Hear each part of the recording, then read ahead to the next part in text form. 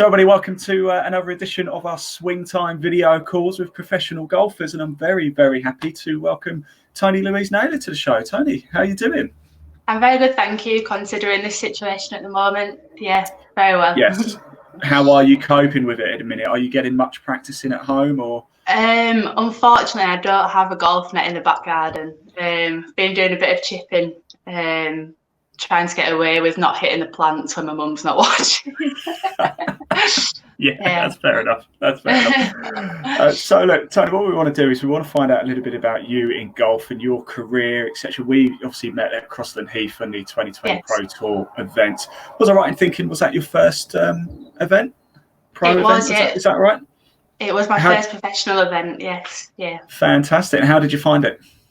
I really enjoyed it. It was nerve-wracking, but once I teed off and got into it, I really enjoyed the day. It was brilliant and really well organised by Adam and Chris as well. Yes, yeah, they did a superb job. They really, really did. So, Toni, let's talk about how you got into golf then. So when did you first ever play golf? I think I was 4 years old when my mum bought me my first little set of clubs. Nice. Yeah. Mainly because my dad played every weekend, so I think she was just trying to ship me off with my dad for a bit of shopping time to herself. And you got the bug from there, and did you join to become a member of a club? I did, yeah. I played all of my amateur career at Waterton Park Golf Club in Wakefield. Yeah. I could tell by the accent. I'm from Harrogate originally myself. I always go past Wakefield on the M1. So Toni, let's just talk about sort of the pathway for you getting into golf, and as you gradually progress. You know, when did you start to realise that actually, you know, I'm pretty good at this. I can really go far here. I think it was first when I got in I started in the Yorkshire squad, and then I progressed on to the England squad when I was 11. Wow. And I just think from there on, I thought, actually, this could go somewhere. And I stuck with golf because originally I actually did other sports like gymnastics and swimming, football. But golf seemed to be the one, even though it's probably the hardest one for me personally. I think I stuck with that one. Were you one of these people at school, one of these annoying people at school who, when it comes to PE, just won everything? Yeah, everything apart from hockey. Believe it or not, hockey is one sport not good at. Swing it too high. Yeah, no, that's a bit like me with golf. I love golf so much, but I'm about a 20 to 22 handicap if I'm honest with myself. So about 1 in every 3 shots just doesn't go where I want it to go. So I've got so much respect for golf because it is so difficult, isn't it? I mean, have you had a coach along the way, or has this been a lot of self-teaching? Or I've had a few, to be fair. It started with Scott Barber at Waterton Park and Adam Davidson, and then I moved on to the Yorkshire coaching with Alex from Huddersfield, and then Gary Brown from Ganton, Andrew Nicholson from Wynyard, and then Lisa Jones mainly. I've had a lot of lessons with Lisa over the years at the Oaks Golf Club in York. Yeah. Very nice. Some nice golf clubs there as well. Yeah. So let's talk a little bit more about the pathway into, say, Yorkshire golf to start off with, shall we? How do you get into that? Do you have to be invited? Is it a bit like football where you're essentially scouted, I suppose? It is a bit like that, yeah. The easiest way to get recognised is to play in all the Yorkshire events, as many as possible. Right. And obviously, if you do well in those, they're going to recognise how you're getting on. And it's mainly just to try and keep people in the game, really, I think, at that stage. They're looking for girls all the time to be interested in golf and, progress in the future. Fantastic. So if there are any girls watching this, then the advice is to stick at it because, it is achievable, as we can see. Definitely. Yeah, definitely. I mean, the Yorkshire ladies are brilliant. They'll support you all the way through, try and get you into the England squads. And if it's not England squads, then they'll support you elsewhere as well. So, yeah, they really did a good job for me anyway. So we might have already answered this question a little bit, having Crossland Heath was your first, obviously, pro event. Yeah. Did you turn professional this year? or had you turned professional beforehand? It was just a case of tournaments didn't quite fit in. Yeah, so I turned professional last September, but with it being the end of the season, I thought obviously I might as well wait to play any competitions until the next season started, really, just to give me a bit of time to practice and get used to working as well in golf. So yeah. And then this happened. Yeah. Yeah. So what are your hopes going forward, Toni? Are you looking to I guess sort of the Ladies European Tour, potentially the LPGA? I mean, I know they're merging as well, so that will only help, won't it? Yeah, definitely. I mean, I'd love to play on the tours. I mean, that's always been a dream of mine, but I'm just sort of seeing where it's going at the moment. I'm in my first year of my PGA training program. Oh, fantastic! Congratulations! Yeah, thank you. So I'm just sort of seeing where it goes, because obviously doing the PGA program, there's so many different pathways you can take if one doesn't quite work out, or you have a change of heart along the way. So I'm just taking it as it goes, really. Yes, no, I think and the PGA qualification, I think, is a great thing to get on board with as well, and have it there, because if you don't want to continue playing, you can go in as a PGA pro at a club somewhere, can't you? Yeah, definitely. Yeah. Fantastic. Yeah, so Sorry, Toni, you were saying? No, sorry, it's okay. I was just saying, just a brilliant backup, really, to always have so many options in the bag, I guess, having that program behind you. So fantastic. So you've obviously played a lot of courses throughout your career so far. You're going to play a lot of courses in the future as well. Is there a particular course that stands out for you that you get butterflies every time you visit? Well, this particular one I've only visited once. It was Pinehurst in America, in North Carolina. Wow, okay, yeah. I played there in the World Championships when I was younger. I was invited there after playing in the European Championships. That's definitely one I'd love to go back to.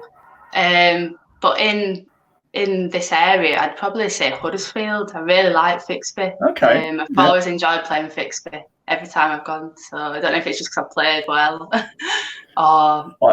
Something about it. I was really looking forward to going to Fixby. That was supposed to be where the first event was, but of course it was nothing to do with coronavirus. It was all to do with, it was waterlogged, wasn't it? It was just it was. So I've never been to Huddersfield, so we'll look forward to that one definitely. Yeah, so let's talk a little bit about. Let's have a bit of a giggle. We like to have a laugh at your expense, Toni. So I do apologise. I can tell you many embarrassing stories, but I want to know your most embarrassing moment in golf. So talking about the England squads, it was one of the first sessions I'd gone to, and everyone else was slightly older than I was, so I was already nervous turning up with it being the first session, but also with older people there. And I just remember was practicing wedge play, and I got put on the left, and we was all right-handed, and I had the shanks. So obviously every ball was just going towards all the other players, and the coach was stood on the right-hand side watching. Every ball just kept going over there, and that'll stay with me forever. There's nothing horrible. Worse. No, nothing worse. You're obviously a professional, Toni, so you're very good. Do you? I always find this fascinating. Now, whenever I play, I'm not very good at golf at all, but I love the game. I enjoy playing the game. So when I'm on the first tee, I get nervous. I get nervous on the first tee, especially if the clubhouse is behind you and people can see. Mm-hmm. But I don't expect a lot from myself. So just as long as it goes relatively straight, I'm not a big hitter or anything like that. Do you still get nervous on the first tee with people watching, or even just playing with friends?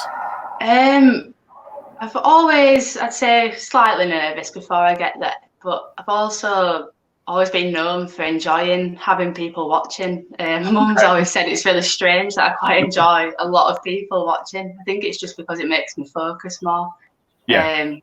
Then obviously if you're just with your friends having a knockabout, you don't always concentrate. But yeah, I've always enjoyed an audience, believe it or not. Oh yeah, I don't. Unless you have the shanks. And I have those a lot. What do you prefer? What type of shot do you prefer? Would you say your sort of long game is perhaps your strong point, or is it your iron play, or maybe your wedge game, or even putting?